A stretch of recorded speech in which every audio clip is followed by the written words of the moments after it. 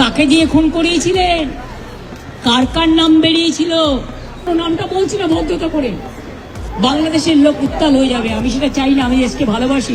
রাজনীতিতে যখন জল ঘোলা হতে শুরু করে তখন পর্দার আড়াল থেকে এমন কিছু সত্য বেরিয়ে আসে যা পুরো ভূরাজনীতিকে নাড়িয়ে দিতে পারে।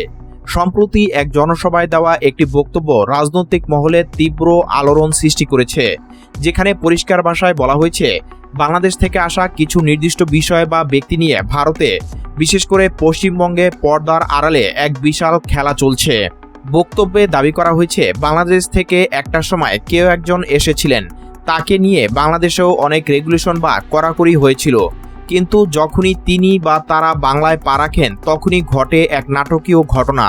স্বয়ং হোম মিনিস্টার বা স্বরাষ্ট্রমন্ত্রী ফোন করে বলেছেন, এতদিন তো কিছু বলিনি বা করিনি, কিন্তু আজকে অত্যাচারের শেষ সীমায় চলে গেছে। যা নিয়ে বাংলাদেশে অনেক রেভলিউশন হয়েছিল, অন্য দেশের কথা আমি বলছি না, আমার বলার অধিকার নেই, কিন্তু আমি যেটা বলছি পয়েন্টটা, তারপরে তারা মেঘালয় দিয়ে বাংলায় চলে আসে। বাংলায় যখন চলে আসে তখন আমাদের এসটিএফ তাকে ধরে। কিন্তু প্রশ্ন হলো, কার কথা বলছেন তিনি? কেন স্বরাষ্ট্রমন্ত্রীকে নিজে ফোন করতে হলো? আর কোন সত্য লুকিয়ে আছে এই বক্তব্যের পিছনে? আজ আমরা এই পুরো বিষয়টি অত্যন্ত সহজ ভাষায় একদম গোড়া থেকে বিশ্লেষণ করব। ভিডিওটি শেষ পর্যন্ত দেখুন, কারণ আজকের এই তথ্যের ভিতর লুকিয়ে আছে ভারত ও বাংলাদেশের অভ্যন্তরীণ রাজনীতির এক গভীর সমীকরণ। বক্তব্যের শুরুতে একটি কথা অত্যন্ত ভদ্রতার সাথে এড়িয়ে যাওয়া হয়েছে, অন্য দেশের অভ্যন্তরীণ বিষয়ে সরাসরি মন্তব্য না করার অধিকার। হ্যাঁ, অন্য দেশের নিয়মকানুন বা আইন নিয়ে বাইরের কারো বলার অধিকার হয়তো নেই, কিন্তু পয়েন্টটা অন্য জায়গায়। যখনই সেই নির্দিষ্ট ব্যক্তি বা গোষ্ঠী বাংলাদেশে কড়াকড়ির মুখে পড়ে এপারে অর্থাৎ পশ্চিমবঙ্গে চলে আসে, ঠিক তখনই আমাদের আইনশৃঙ্খলা বাহিনী বা প্রশাসন তাকে ধরে ফেলে। সবচেয়ে বড় চমক আসে তখন যখন দাবি করা হয় যে দেশের স্বরাষ্ট্রমন্ত্রী নিজে ফোন করেছিলেন। ভাবা যায় একজন রাজ্যের মুখ্যমন্ত্রী বা শীর্ষ নেতাকে দেশের স্বরাষ্ট্রমন্ত্রী সরাসরি ফোন করে বলেছেন যে এতদিন হয়তো অনেক কিছু সহ্য করা হয়েছে বা এড়িয়ে যাওয়া হয়েছে। কাকে দিয়ে খুন করিয়েছিলেন, কার কার নাম বেরিয়েছিল, আজ গভর্নমেন্ট চেঞ্জ হলেও মনে রাখবেন আমি তো সবটাই জানি।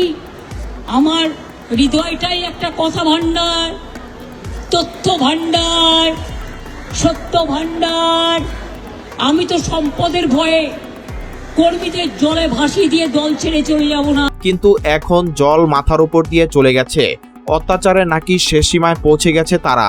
কিন্তু এখানে একটি বড় দায়িত্বশীলতার পরিচয় দেখা গেছে। বক্তা বলছেন, আমি এখন এসব প্রকাশ্যে বলছি না শুধু ভদ্রতা করে, কারণ এই সত্যগুলো যদি এখন একদম খোলামেলাভাবে সামনে চলে আসে তবে বাংলাদেশের সাধারণ মানুষ উত্তাল হয়ে যাবে। দেশের স্বার্থে, দুই দেশের বন্ধুত্বের স্বার্থে এবং সাধারণ মানুষের শান্তি বজায় রাখার জন্য অনেক সত্যই চেপে যাওয়া হয়, কিন্তু বেঙ্গল পুলিশকে ঠিকই নির্দেশ দেওয়া হয়েছিল ব্যবস্থা নেওয়ার জন্য। এখন প্রশ্ন উঠছে, সেই রাতে আসলে কাকে বা কাদের গ্রেফতার করা হয়েছিল, কার কার নাম সেই তালিকা থেকে বেরিয়ে এসেছিল, সেই সত্য কি কোনোদিন সাধারণ মানুষের সামনে আসবে? বন্ধুরা, রাজনীতির হাওয়া কখন কোন দিকে ঘুরে তা বলা মুশকিল। আজ হয়তো কোনো কোনো জায়গায় গার্মেন্টস বা ক্ষমতার চেয়ার চেঞ্জ হতে পারে, কিন্তু একটি কথা মনে রাখা দরকার, সব তথ্য কিন্তু এক জায়গায় জমা থাকে। বক্তব্যে অত্যন্ত দৃঢ়তার সাথে বলা হয়েছে, আমার হৃদয়টাই হলো একটি তথ্য ভাণ্ডার, একটি সত্যের ভাণ্ডার। আজকের দিনে অনেক নেতাই আছেন যারা একটু বিপদে পড়লে সিবিআই বা ইডির ভয়ে কিংবা স্রেফ সম্পদের মায়ায় নিজেদের কর্মীদের মাছ দরিয়ে ভাসিয়ে দিয়ে দল ছেড়ে চলে যান, অন্য দলে গিয়ে আশ্রয় নেন। কিন্তু এখানে আদর্শের লড়াইটা একদম আলাদা। কর্মীদের জলে ভাসিয়ে দিয়ে দল ছেড়ে চলে যাব না, আমার তো এক সেকেন্ড লাগতো।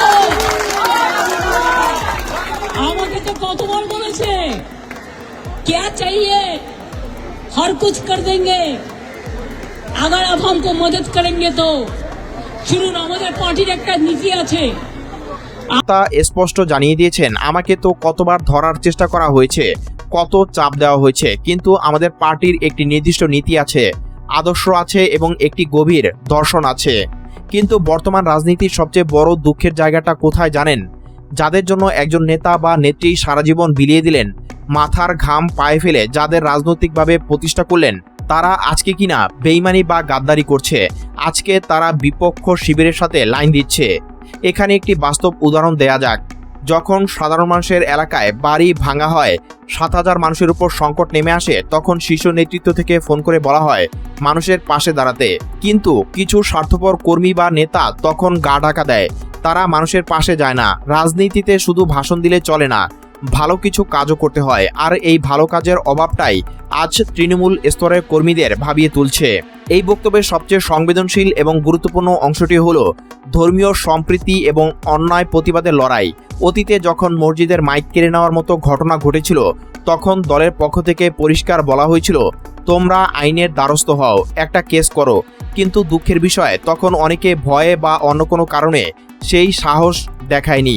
এমনকি বকরি ঈদের মতো পবিত্র ধর্মীয় উৎসবের সময় যখন সাধারণ মানুষের উপর অত্যাচার করা হয়েছে, তখন জওয়ানদের দিয়ে মূত্র করানোর মতো চরম অপমানজনক ঘটনাও ঘটেছিল। আর সেই কঠিন সময় কিন্তু তৃণমূল কংগ্রেসের এমপি বা সংসদ সদস্যরা গিয়ে মানুষের পাশে দাঁড়িয়েছিলেন, প্রতিবাদ করেছিলেন।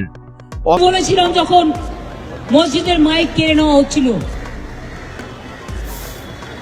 যে তোমরা একটা কেস করো, করেনি সে। বকরিদের ব্যাপার নিয়ে আখরুজ্জামানকে দিয়ে মহুয়া মৈত্র কেস করলেন, আমাদের তৃণমূল কংগ্রেসের এমপি। আর যারা আজকে গদ্দারি, অথচ আজকে যারা ক্ষমতার লোভে বা অন্য কোনো এজেন্ডা নিয়ে দলটাকে ভাঙার চেষ্টা করছে, তাদেরকে সরাসরি গাদ্দার বলে আখ্যা দেওয়া হয়েছে। এই গাদ্দারদের উদ্দেশ্যে কোনো ক্ষোভ নয়, বরং এক অদ্ভুত আধ্যাত্মিক বার্তা দেওয়া হয়েছে। বলা হয়েছে, ঈশ্বর আল্লাহ তেরে নাম সবকো সম্মতি দে ভগবান। অর্থাৎ যারা আজ দলের সাথে মানুষের সাথে বিশ্বাসঘাতকতা করছে, ভগবান যেন তাদের সুমতি দেয়। ছোটবেলা থেকে বাবা মার কাছ থেকে আমরা একটা শিক্ষাই পাই, তা হলো মানুষের উপকার করা, কর্মই ধর্ম। এই মূলমন্ত্রকে মাথায় রেখেই সারা জীবন রাজনীতি করা সম্ভব। যদি জীবনে কোনোদিন একটাও ভালো কাজ করা হয়ে থাকে, তবে সেই কর্মের ফল অবশ্যই পাওয়া যাবে। আজ যারা তৃণমূলকে ভাঙার জন্য উঠে পড়ে লেগেছে, তারা হয়তো সাময়িকভাবে সফল হতে পারে, কিন্তু ইতিহাসের পাতায় তাদের নাম গাদ্দার হিসেবেই লেখা থাকবে। তো বন্ধুরা, এই পুরো বক্তব্য থেকে একটি বিষয় পরিষ্কার, পশ্চিমবঙ্গ এবং এই অঞ্চলের রাজনীতিতে পর্দার আড়ালে এমন অনেক কিছু ঘটছে যা সাধারণ মানুষের কল্পনারও বাইরে। একদিকে বাংলাদেশ সীমান্ত কেন্দ্রিক গোপন খবরাখবর, স্বরাষ্ট্রমন্ত্রীর ফোন কল, আর অন্যদিকে দলের ভিতরে গাদ্দারের বিরুদ্ধে এক চিরন্তন লড়াই। আমার হৃদয় সত্যের ভাণ্ডার, এই একটি বাক্যই প্রমাণ করে যে আগামী দিনে হয়তো আরও অনেক বড় বড় তথ্য ফাঁস হতে চলছে। আপনাদের কি মনে হয়, এই বক্তব্যের পিছনে আসল রহস্যটা কি? কমেন্ট করে অবশ্যই আপনার মূল্যবান মতামত জানান। ভিডিওটি ভালো লাগলে একটি লাইক দিন এবং এই ধরনের রাজনৈতিক বিশ্লেষণের জন্য আমাদের চ্যানেলটি সাবস্ক্রাইব করে পাশে থাকা বেল আইকনটি চেপে দিন। দেখা হচ্ছে পরবর্তী ভিডিওতে। ধন্যবাদ। কোনোদিন কোনো ভালো কর্ম করে থাকি,